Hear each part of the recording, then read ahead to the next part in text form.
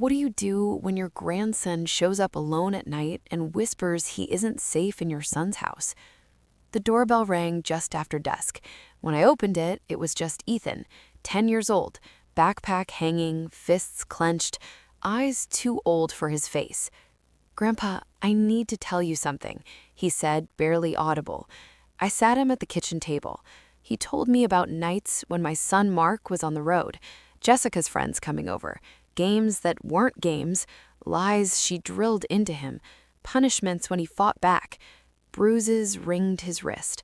A thin mark crossed his collarbone. But I kept my voice even. "Am I in trouble?" he asked, eyes locked on mine. He didn't think Jessica was the problem. He thought he was. "Nobody," I told him. "You're not in trouble at all." I put him in the spare room with a nightlight. He was asleep in minutes. I sat in the dark living room. Mark worked himself half to death on the road and trusted Jessica with everything. I wanted to believe she was good for him. By midnight, I knew I wasn't going to storm over there. If there was going to be a fight, I'd win it with patience and proof. From then on, I played dumb. I smiled when Jessica dropped Ethan off, but every time he stayed, I photographed new marks and wrote down dates. When I had a reason to be in their house, I used it. I checked drawers and quietly collected bank slips with cash missing and hotel receipts under names my son never mentioned. One night, Ethan muted the TV mid-movie. "Grandpa," he said, voice shaking, "if Jessica says, 'Dad's not really my dad,' is that true?"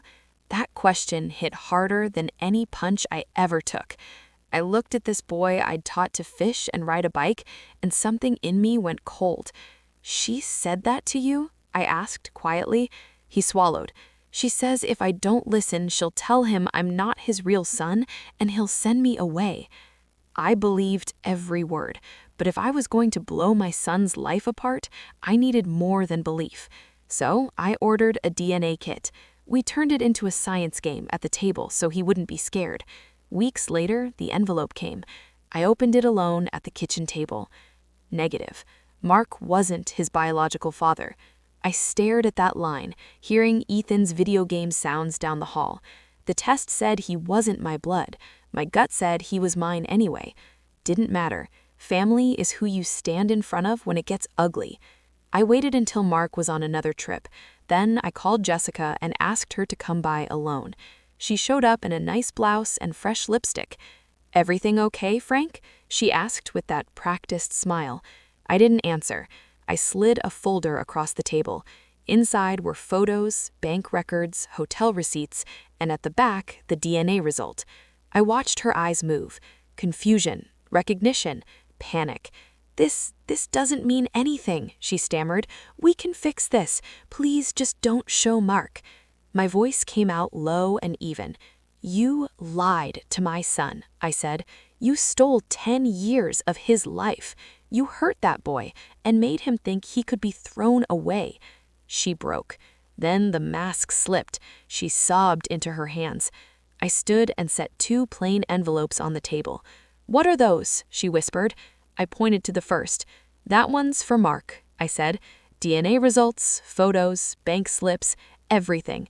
Then the second, and that one's for the authorities, child services, police, whoever needs to see what you've been doing to him." Her eyes went wide. "You wouldn't?" she breathed. I met her gaze. "I already did," I told her. Both sets of copies were already mailed. By tomorrow, my son would know everything, and someone with a badge would be knocking. I left her there and walked down the hall to Ethan's room. "Grandpa," he mumbled as I sat down, "am I safe now?" I brushed his hair back.